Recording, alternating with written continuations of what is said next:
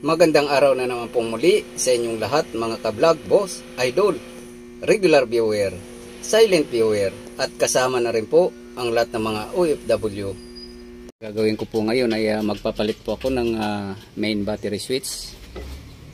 So itong main battery switch po na naka-install dito ay sira na po to.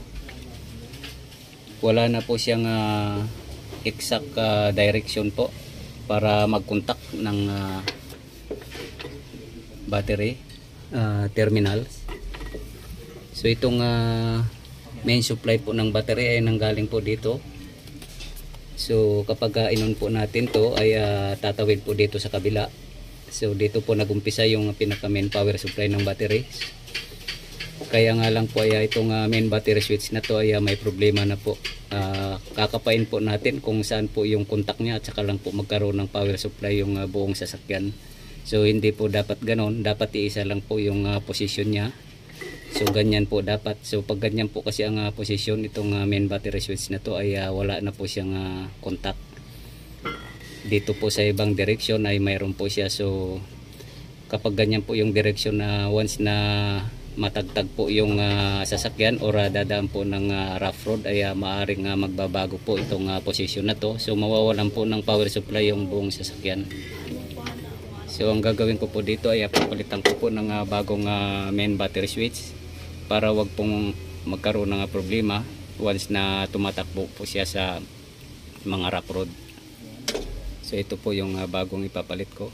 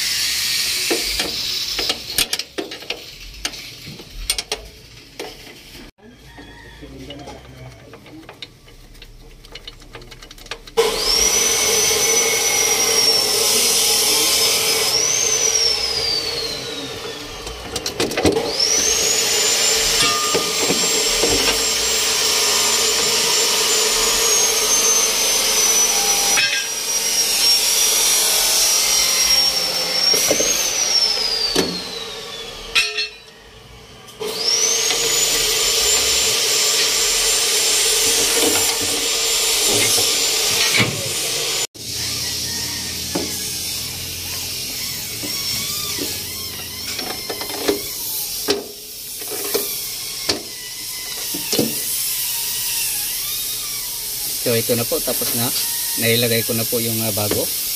Ito po yung luma. Sa defective na po to dahil wala na po siyang direksyon na steady. So kung saan na lang po bago magkaroon ng contact dito sa internal contact bar. So hindi katulad po nito pag sinwitch on po natin, isang position lang po siya ay gagana na po yung power supply ng buong sasakyan. Yan. So ito po kasi ay delikado po siya kapag nalagay ng ibang direksyon at natagtag, buong sasakyan po ay magkakaroon ng burn out.